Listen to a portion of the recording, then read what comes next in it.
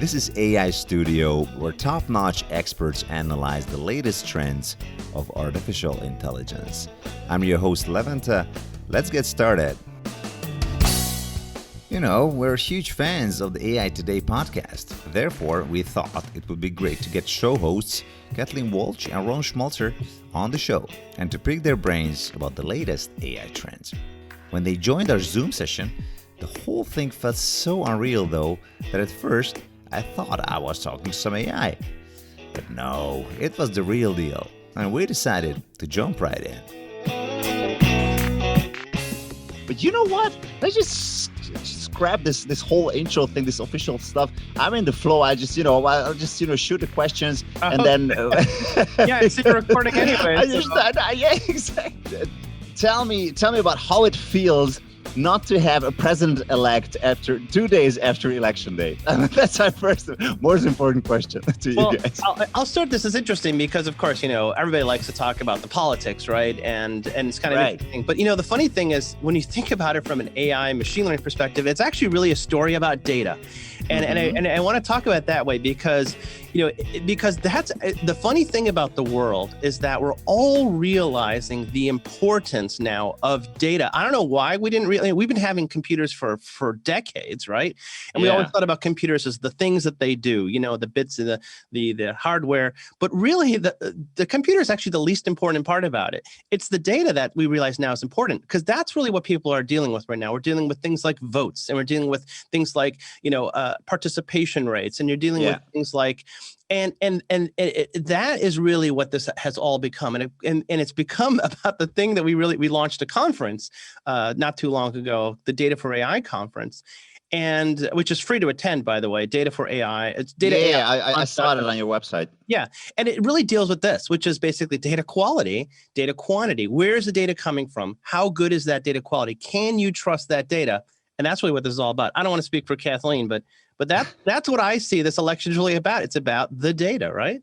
Yeah, I mean, I think it's always been about that, right? And I think that, we continue to count votes and things will come in as they come in. And I think, as Ron said, it's all about that, data quality and make sure that you're just, doing things accurately. And in general, I think people have been focusing more on data, like he said. And that's why it's so important that we've created an entire conference around it that was 5 days, and quite frankly, probably could have been an entire month. But we needed to cut it off at some point.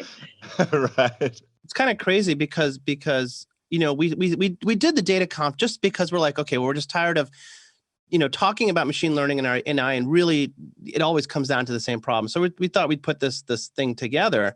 And it's over, and people said like, well, I still want to talk about this, about just data and data issues, and we're like, well, there's got to be. I mean, we're not the only ones doing this. I mean, we didn't invent this this concept of talking about data. But I don't understand why the market has not really spent that much time talking about the data side of things. We like to talk about data storage and, all the data engineering and tools for databases, things like that. But who cares where it is if you don't know how to deal with data? There's not a good education. People are not educated that much in data. It's just intriguing, like this big missing part of the equation. Right. So you mentioned this very, very cool conference. But what else do you guys do at Cognilytica? We really want to hear a bit about your service portfolio. And of course, please tell us about your show as well, because not everybody might be familiar with AI Today yet, but I'm sure they will be after this one. Yeah. So I'm Kathleen Walch. I'm a managing partner and principal analyst at Cognilytica. We're an AI-focused research, advisory, and education firm. So about half of our business is with private sector companies. So in banking, insurance, finance, automotive, pharmaceutical, healthcare, retail. And then the other half is with the public sector. We work with a lot of, different agencies and, both federal, state, and local in the United States, which is where we're based. But we also do work with international governments as well. And we are also hosts of the AI Today podcast, which is a very popular podcast. We've been doing it for, we're on our 4th year now, which has been incredible. And so we publish weekly every Wednesday, and we will interview various guests on topics related to artificial intelligence, as well as talk about some relevant topics or how AI is being applied in different industries. Mm-hmm. And to add to that, Kathleen and I, that's actually how we started. Cognilytica is a research firm. And prior to Cognilytica, I had another analyst firm called ZapThink, which was focused on enterprise architecture and service-oriented architecture, if you remember those good old days. Right. And actually in the intervening years, actually Kathleen and I have been working together for years. Even prior to Cognilytica, we ran a whole bunch of events focused on the startup and entrepreneurship ecosystem. And, what we noticed was this big movement towards AI, sort of in the mid parts of the 2010s, 2015, 2016, 2017. That's when sort of the entrepreneurship side of AI really started happening. There was a ton of research happening for decades, before that, and sort of the deep learning kind of thing kicked off in 2009, 2010. But the VCs kind of caught on, and there's a ton of funding, and we're like, okay, we have to just focus on this area. And we actually started with the podcast. That was the very first thing we did was started with the podcast. And we asked the first question was, why does AI matter? That was the very first question. And kind of went on from there. So Kathleen and I also write for Forbes, and we also write for Tech Target. So a couple of online publications we write for. And we also do a lot of training. We actually spend a lot of our time helping our customers understand how to put AI into practice, mostly focused on the methodology side. We don't do don't ask us for Python and our help, but we will help you with, putting together AI and machine learning projects in a successful way based on how large organizations are doing it, basically. Right. So, I should introduce myself. Thank you, Kathleen. I'm Ronald Schmelzer. I'm also a managing partner and principal analyst at Cognilytica. Thank you, Kathleen. I just kind of zoomed forward without doing that. Right. So you guys have immense hands-on experience in the field of artificial intelligence. And well, that's the main reason we reached out to you. And therefore, we're really thrilled to hear your opinion about Europe as such, about the European efforts that are going on. And I really wonder whether anything specific comes to your mind when you think of Europe and when it comes to AI, right? What do you associate Europe with when you think of AI? Any cases, projects, companies, countries? Yeah. Well, that's the really interesting thing about artificial intelligence is that, with other sort of technological waves, I guess, people think, oh, Silicon Valley is sort of the headquarters of the internet and the mobile revolution and the cloud revolution, which may probably, there's some truth to that. But with artificial intelligence, it has always been a very international. You can't see this geographic center for AI because the UK, Alan Turing, Turing, for crying out loud, was not in the US, he was in the UK. He was the sort of one of the pioneers in Turing machine and all that sort of stuff. There are centers of AI, in Germany, well known for their work in autonomous research for decades, going back to the 80s and 90s, right? And even before that, and of course, what's happening even outside Japan, with this research in robotics, and tons of work all over Europe. France, is just making a huge investment, in that. And we've actually done some research on what's happening with AI in all these countries, and we produced a report. Maybe Kathleen, you can talk a little bit about what we found out about AI. Actually, so it is interesting because, as Ron mentioned, a lot of people always equate Silicon Valley with technology and cutting edge and, first adoption of many, many different things and really pioneering the way. But with artificial intelligence, we're not seeing that. One, from even the US standpoint, where companies are being formed and how people are moving forward. I mean, we're based in the DC region, and that's where, our federal government is located. And we're seeing a lot of effort in the federal government, also Boston, New York, Seattle, different places besides Silicon Valley. as far as Europe goes, so Ron mentioned that earlier in 2020, we produced a report on, we produced two reports. One was on worldwide adoption, and then the other one was on worldwide laws and regulations, because we wanted to look at, every single country and say, where are they on their journey with artificial intelligence? And how is their governments and their citizens and their companies looking at and addressing this? And what we actually found is that France is one of the leading companies or the leading countries when it comes to artificial intelligence adoption and investment. And I think some people may be surprised at that, hear that France is actually leading the way with this. Mm-hmm. So no wonder you guys went to this OECD summit, right? In Paris. Yes, I did. Yes. Yeah, you did. Yeah, it was. Well, I went on behalf of Cognilytica.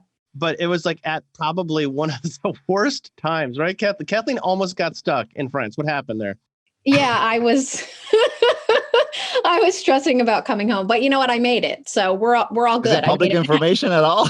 Yeah, I mean, well, I mean, the OECD conference was like literally right before all European. Well, I don't want to speak for you, Kathleen, but like America at the end. It was at the end of February of 2020. So it was right when Europe started to, get affected by it. And actually so much so, it was a very international conference. So that meant that people were coming in from all over the world, and they actually were turning people away from certain countries. And got a little bit more aggressive on day 2 of the conference, actually, because they wanted to make sure that people weren't testing positive and coming to the event.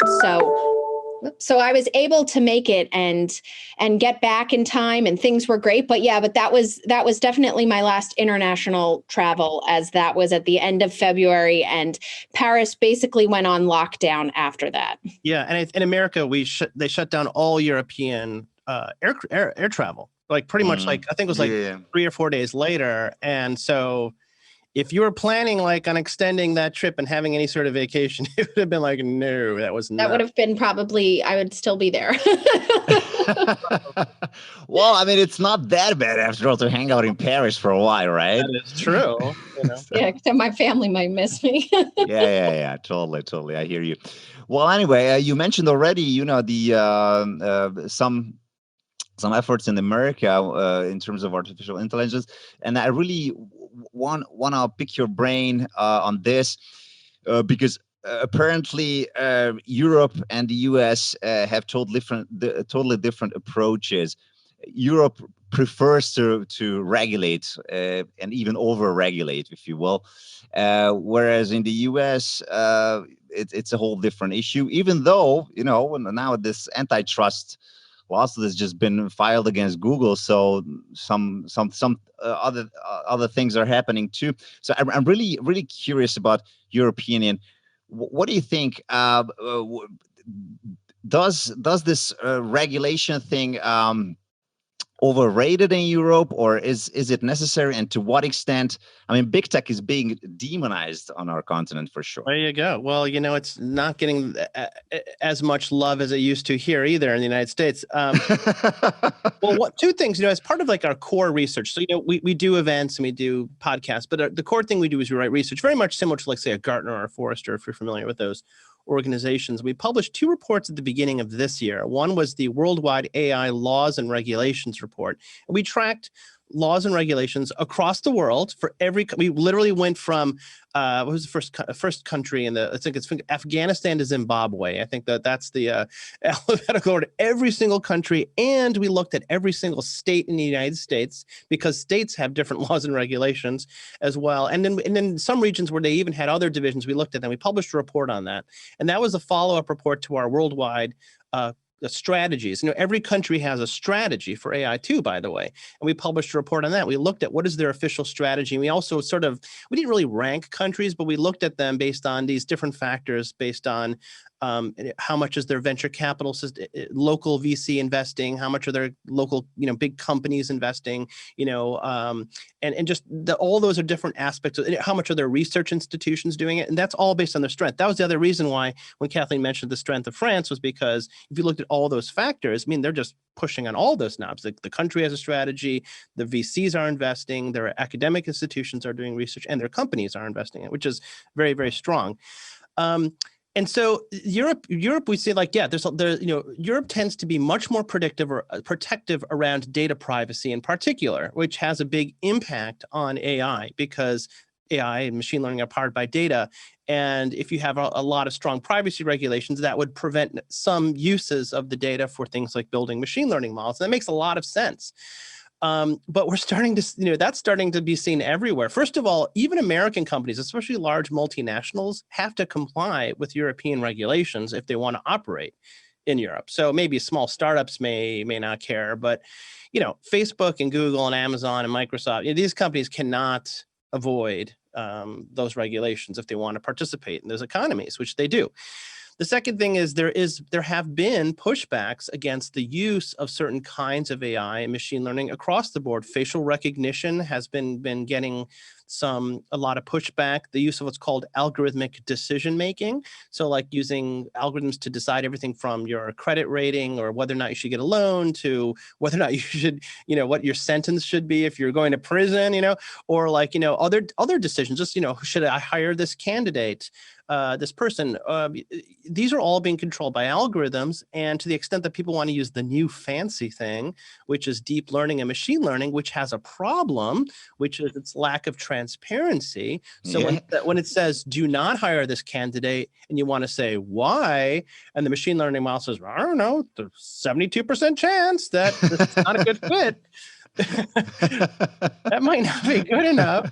And somebody might complain, file a complaint. So these are all very valid concerns, that we're saying. Exactly. And then, to add to that too, I mean, that's taken that candidate far enough to even have the opportunity to say yes or no. Sometimes these algorithms are filtering and not even presenting candidates. So we've seen that, based on previous hiring, it'll look at that data and then maybe it won't be passing women through. I know that some companies got in trouble for that and they needed to actually take a step back and really bring humans back into the loop so that they were making sure they were looking at all of the applicants fairly. So we run into issues like that as well. So if your question about European regulation, it is true that like on sort of the general balance, European countries tend to have a much more restrictive stance, if you want to think of it that way, in terms of laws and regulations. But I would say that it's not that much out of line with what's happening worldwide. I would say actually, the United States is pretty not too far off from where Europe is. It's really China. Right. Yeah. And China is the next is the next thing I wanted to talk about, because they actually officially declared that they are going for global AI supremacy. I mean, at least they're honest about it. I mean, you can't blame them, right? But it got me thinking, what if it does happen? I mean, what are we going to do? Is the surveillance state around the corner? Well, this is the weird thing about humans, right? We're like, we have this constant struggle between convenience on the one hand and security and privacy on the other, right? And if this was like the late 1980s, let's say the early 1990s, and I said, hey, what you should really do is you should wear a global tracking device that is always active, so I know exactly where you are at every moment in time. You should be taking photos of yourself all the time, every day, and I want you to post those photos on a public site where people can see it. And I want you to tell me like everything from like, who are your friends? What do you like to read? What are your friends doing? What did you eat for lunch? Hey, I want to know all these things. You'd be like, you are crazy. There's no way I'm going to let you. That's surveillance. And then we're like, 20 years later, we're like, Facebook, Twitter, Instagram. People are voluntarily doing things that they would never in a million years have ever consented to do that. And we're at this point where like, yes, China's putting cameras literally everywhere, and people are like, this is a total invasion of privacy. I'm like, yeah, but like, you posting all the time on Facebook, Instagram, Twitter, and LinkedIn, every single network, it doesn't take much of a surveillance state to pick up more than what you're voluntarily giving up. And I think that is really the struggle. That I think it's the struggle between I think people, it's actually really hard to fix that, because if you could take all that stuff away, you could say, well, throw away your phone. Don't log into the internet, stop using social media. And you can, but you might find it very hard to participate in a lot of things these days. You won't be able to use ride sharing services, things like that. So maps. I mean, I was joking the other day with a few people, and they were saying, man, do you remember back in the day when we used to go to AAA when we were going on a road trip, and we would get a map printed out and they would highlight the route? And they're like, who does that anymore? Because I have a phone. They're like, if there's construction, if I need to be rerouted, I just use the GPS that's on my phone. And Ron and I, in one of our podcasts, and we've written about this as well, we talk about the AI-enabled vision of the future and what that means. And so right now we have this idea of pervasive connectivity, so that we're expecting that somebody is always going to have their cell phone on them, so that if you want to get a hold of them, that's the best way. When you want to send out a message to people in one area, whether there's, a weather warning that you want to tell them about or whatnot, you send it to their phone and you figure you're going to hit most of the population that way. Well, in the AI-enabled vision of the future, we're going to have this idea of pervasive knowledge, so that we'll know everything about the person. So not only do I know, say there's a tornado coming and I need to take shelter, we will know that I am located in a restaurant and I'm eating and I need to go to the, basement to their shelter, and it'll tell me what to do. So, on one hand, you can say, well, that's super convenient, because now, people that are coming to rescue others know exactly how many people are in that location. They know where they're located. They know exactly how to get a hold of them, how many bodies should be there. But you can also say, wow, that's crazy, because they know exactly where I am at all times, and I'm freely giving this information. I just want to chime in just real quickly there. And that is that, a lot of those references were kind of funny, because a lot of them were very American references, like, AAA and like the tornado, and people may be like, what the heck are you talking about? But bringing it to kind of what everybody's is like, contact tracing, people are talking about this, right? This is like a very practical thing, right? Yeah. COVID, right? And what contact tracing is it's basically, I know that you have tested positive, right? You went in, you got a test, and you were tested positive. I want to know everybody that you have been in contact with within the last X number of days, because one, I'm going to test those people too. And two, we got to get you folks quarantined, right? And people know that this is actually a state-of-the-art, best practices approach for controlling pandemics, is to limit the spread by basically going back and contact tracing. Contact tracing is a form of surveillance. And totally, yeah, it's one of those things. So if we so here's the problem. It's like, it's hard to turn on certain things and then turn them off again. So if you start turning that on, and I have contact tracing from the perspective of pandemics, I can use contact tracing for everything. You posted something on Twitter that I found politically not acceptable. So this may not be in the case of normal Western democracies, but let's say this is, I don't know, Venezuela, Cuba, pick a nation that doesn't treat their populace very well. Why don't they just use contact tracing to say, oh, you posted this, I'm going to see everybody else that you were connected to, everybody that they were connected to, I'm going to take, it's a very, very fine line. And I think this is sort of the challenge we have with governments that may be in favor of a stance of privacy, but also not realizing the effects of things like contact tracing in the world. So just want to point that out. So maybe it's a more global reference than. Yeah, I mean, well, you can take any natural disaster, a flood, or, torrential downpour, or whatever, type of weather condition would require someone to. But, as Ron said, it is important, because if you take contact tracing, for example, you go, well, that's a benefit that we're providing, right? Like, of course, I want to know who I came in contact with, or let them get notified. But how do you take that away once it's already been out there? And I think that that's where we need to constantly be thinking about things, because as he brought up earlier, well, sure, just don't use the internet, or just don't use social media, or just don't use ride sharing. But then what's my alternative if I don't do that? Yeah, totally. Well, let's talk about something else now for a change, if you don't mind, because I really want to know about the AI adoption rate in the US.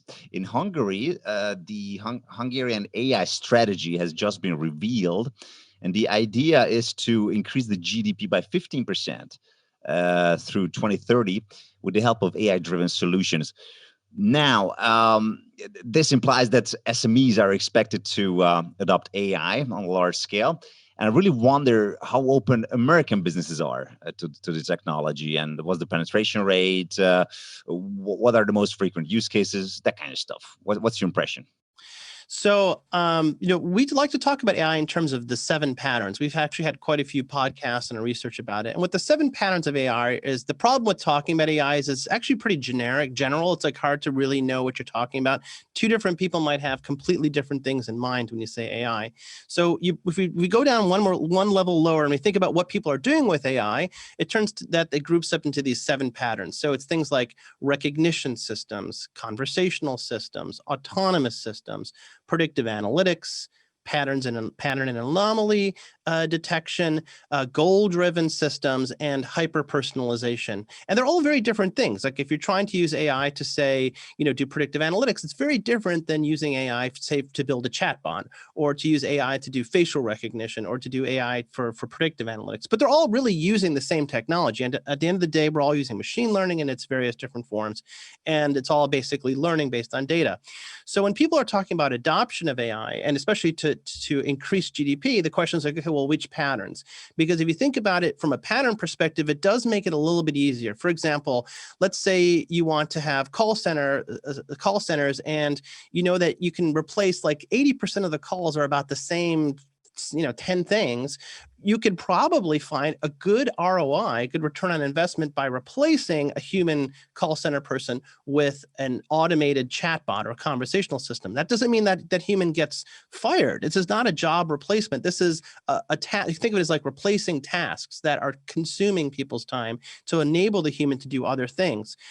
Same thing, there's a big gain in various forms of automation, both sort of unintelligent automation, just basically process automation, to more intelligent forms of automation where you might have things that can read documents, process things that otherwise humans are doing. And all of those things can have a very positive productivity gain, which would translate into a GDP gain with probably not necessarily significant investments in terms of cost, right, Kathleen? If you want to jump into that.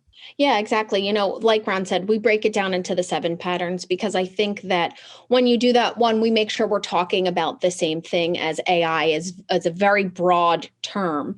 And also then you can say, okay, well, this pattern is getting adopted and overall it's having this major benefit. Some patterns are more adopted than others just because of the difficulty of it. So for example, we always say that autonomous patterns is the hardest pattern to start and to implement because the objective of that pattern is to fully remove the human from the loop. So whenever you're fully removing the human from something, you need to make sure that it is just about as near perfect as it possibly can. Now there's levels of autonomy that you can have. And so that's, how you work your way up towards that fully autonomous. But yeah, like Ron said, I think just in general, thinking about it that way, then you can really see how it's impacting overall and the adoption of it as well. I just love this concept you guys came up with, and I'm sure it's worth for everybody in the local business community to take a closer look because there's a lot to learn from this, and it does make a lot of sense to go deeper and read it thoroughly. So anyway, so what do you expect for the next presidential term in terms of AI-related policies? I'm asking this because, as everybody remembers, there was this guy called Andrew Yang, yes, who ran the first an AI first campaign. The Yang Gang, that's right. Yeah. And he was the very first presidential candidate who brought this issue into the race with the idea of the $1,000 universal basic income. I know. So I really wonder whether this can become reality anytime soon, or now that it seems more certain that Joe Biden will be president. Do you expect anything specific of him in terms of AI policies? Here's a really interesting thing. First of all, Andrew Yang, he is so, for all of us like techno nerds, we're like, wow, somebody like that actually made it that far. That's actually pretty impressive, I have to say. And yeah, he would wear pins that said math. No way. On the debates. Yeah, like didn't have a flag. Nope, his pin said math. So I'm like, math teachers must have been like, yeah, man. But power to you. But I'm not sure that many people appreciate it, though. I mean, the weird and interesting thing about AI, because we spend a lot of time speaking with folks in public in the public sector, like actual government people. We actually just interviewed the head of one of the major agencies, the General Services Administration. They're the ones that do all the major contracting for the government, run the buildings. There's a lot of money that goes to the GSA. And the funny thing is like, of all the things, all the issues that have come up that there's disagreements upon, for whatever reason, everybody seems to agree upon AI. It's like the strangest thing. It's like the Democrats and the Republicans are like, yep, AI is a major strategy. And there's even like a bill called the AI and Government Act. It's a bipartisan sponsored bill. Yep. Is there such a thing, a bipartisan thing? We actually asked in our interview with the administrator, like the head of the agency, who's clearly like a political person, because the head of an agency is appointed, by the president and is approved by the Senate. So it's very very political position. She's like, yeah, on matters of technology, people don't seem to have any disagreements, which is kind of intriguing, right? Yeah. I don't know if that answered your question. I don't know if Kathleen wanted to jump into that, but on matters of AI, it's really, for whatever reason, technology matters do not seem to ever come up in public policy debates, as in like there's a debate even on it. I mean, people talk about it. Mm-hmm. And so maybe that's a good thing. I mean, because there's a lot of investment going on, and the last thing that anybody wants to do is make a commitment to something and then only have it be completely reversed in like the next administration. That makes it impossible to plan. You're like, well, should I do it? Should I not do it? And it looks like worldwide it's just this race towards data, and it's like the space race too. It's sort of like everybody just acknowledges like, yep, we got to be in space. We're investing in space, and it's like those policies never seem to get really dynamic, dramatically changed. It's sort of like just an agreement that, yep, this is what we need to do. Right. Yeah. Agree with that. That's what we've been observing. And so as far as who wins this election, I think that it doesn't matter from an AI perspective, that we're going to continue to move forward in the direction that we've been headed. Mm-hmm. Well, we're eager to see, what happens. And we all are. I'm hoping that people listen to this podcast even 2 years from now, they'll be like, oh, look at you quaint people from the year 2020. You guys are so funny talking about this election. But I think the one interesting thing about all of this, is again, I think this hinges on that initial thing I was talking about how people are now paying a lot more attention to issues of data and data quality and data integrity, transparency, security, privacy, right? These are things 5 years ago, the typical person, probably a typical American, but probably a typical person anywhere, you say, what do you think about data transparency and privacy and security? And they'd be like, blah, blah, I don't know what you're talking about. Let me go back to my life. Now people like all hinging on the vote and they say, let's talk about data security, transparency, and privacy. They'd be like, okay, let's pull up a chair. Let's have a conversation about this, right? We're becoming more data literate. And hopefully that's a good thing. Hopefully a little bit of knowledge doesn't make you dangerous. Like I saw somewhere, but I think it's a good thing. People need to be more data literate. I have to say, by the way, just one other thing. We were talking a little about kids earlier. I have kids that are in elementary school age, and Kathleen also has kids that are, one's just getting into elementary school, one's after. And the interesting thing is the courses that they learn. There's a class. I don't know if it's the health class. It might actually be the health class. They teach online behavior, online just the sort of like how to be an online citizen, which of course, Wow. those of us who are adults, that we have never had that. And they'll teach you things. We should probably take it too, Yeah, right? it's crazy. It's like, from like I don't know if they're learning it in kindergarten, but they're definitely learning it in first and second grade, where it's like, okay, when you log in, don't be sharing this information. If you don't know it's sort of like the old stranger danger. If you don't know someone, don't instead of don't take candy from strangers and get in their cars, it's now like, don't share your information with strangers. Don't turn on your cameras. Don't all that sort of stuff. So they're learning that stuff. Probably 10 years from now, we will have education in our elementary schools that teach us how to be good about our data, about privacy and transparency. I would not doubt it at all. Well, actually, you already answered my last question partly, and I really need to ask this maybe just one more time. Where do you think AI is headed? Because you've already mentioned a couple of scenarios in which direction AI might turn. Do you have any fears about AI? AI Pope Kai-Fu Lee has the biggest fear of the toxic combination of virtual reality and AI. What about you guys? Yeah, that's a great question. At the end of our podcast, we always ask our guest, what do they believe the future of AI is in general? I stole it from you. Oh, well, great. Yeah. Because I liked it so much. Yeah, we love that question because we always get different answers. So some people take it from more of a personal standpoint. So personally, I am most excited to see autonomous vehicles come about, fully autonomous vehicles where I can not have to drive anymore because I don't like driving. So that to me is something that I'm like, man, I could see so much benefit in this. And, that's something that I'm most excited for. But then taking it from, kind of an entire perspective, like how is this going to change things and how will AI help in general?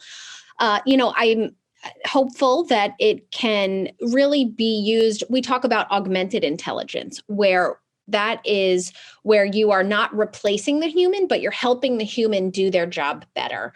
So will we get to a point where everybody has this little augmented intelligence tool where it just helps you live in society better? It helps you with a whole bunch of things, with your calendar reminders and with adding things and reminding you about stuff, and really being, they also talk in education about how maybe you can have a personal AI assistant that's with you through your entire journey of your educational life, and it can grow with you and it can be a tutor. Will we have things like this that really enable humanity to move forward in a way that we never had before? Yeah.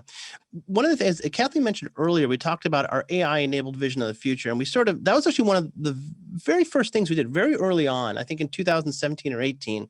We put together, we're like, well, what does this mean? We asked the first question, why does AI matter? And we think about that, like, well, why does it matter? It's a kind of interesting and cute, technology, or is it going to be really important?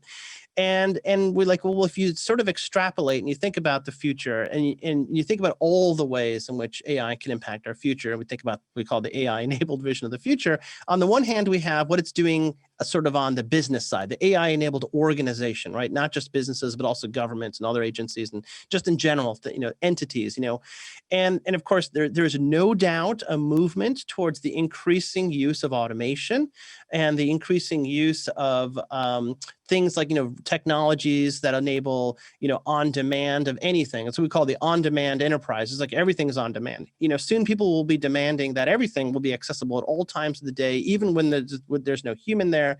We've started to see the increased use of completely unattended kiosks. That's actually really been pioneered, honestly, in China of all places. But we're starting to see it everywhere, where you just might have like a store where you walk in. Amazon Go, of course, being an example here in the U.S., where you walk in and you can do shopping and you basically don't interact with anybody and you come on out. Will the whole coronavirus experience actually motivate even more of that? Where people don't want to talk to anybody? Do people want to see anybody? People say like, oh, I miss talking to the Starbucks barista. It's like, well, maybe you'll be willing to give that up now because, you're not going to be able to talk to them anyways. You have the 6 feet distance socially. So that's one part of the vision. Second part of the vision is, Kathleen mentioned earlier about pervasive knowledge, which is the idea that we can build profiles, we can use those profiles. What Kathleen was talking about in terms of the education, the virtual tutor, is actually an aspect of hyper-personalization, which is that if I know what your needs are for education, then I can tailor your needs. The whole idea of grades is a bucketing system, which is that we just assume that everybody that's of a certain age probably should all be learning the same thing. And maybe you can do a little bit of differentiation, but you really can't do individual level differentiation. Well, maybe AI can enable that. We have this idea of autonomous everything. That's another sort of vision, which is that things that can be made autonomous probably will be made autonomous. Will we actually see delivery drones delivering stuff? I don't know if we'll see that necessarily. Maybe we will. We probably will. But like everything, from telemedicine, to finance, to everything will probably become more autonomous in the future.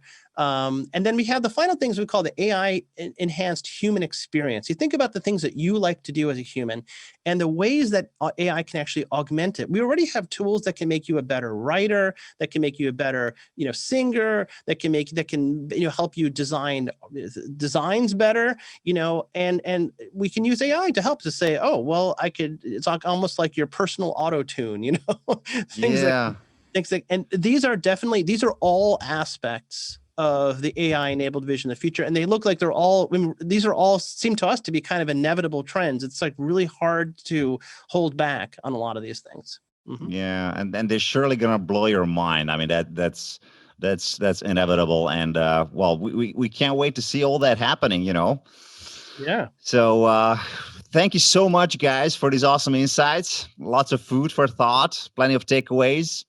Yeah. Kathleen, Ron, we can't thank you enough for sharing your thoughts today with us. Yeah, thanks for having us. Yeah. I'm going to do my best here and say, Nagyon szép köszönöm. Did I do that right? Hey, where did you learn this? Actually, my dad is from the Hungarian part of Romania, right? Transylvania? Transylvania, up there, yes. Wow, that's amazing, Ron. Little town called Terebish up there in that region. Well, that's amazing. And now you're telling me this only like after the show? I could say nem, I could say igen, I could say ano nagyon szép. But that's about. Nagyon. Ron forgot to mention the other part of that, enhancing the human experience, and it's the idea of the Universal Translator, which I am also very much looking forward to, so I can travel everywhere and be able to communicate with anybody. Yeah, that makes two of us. Speaking, it would be great to be a fluent Hungarian speaker, which is probably not one of the easiest languages to learn. So. To learn? Not at all. Oh. Well, guys, thank you so much again. There's so much more to talk about, but unfortunately, it's time to say goodbye now. Thank you so much for listening, everybody. Don't forget to check out the website of the Hungarian AI ecosystem at ai-hungary.com for the latest on what's happening around AI in Hungary and the CEE region. And I also want to thank my colleague, Adam Nutik, who's in charge of the sound and other technical matters.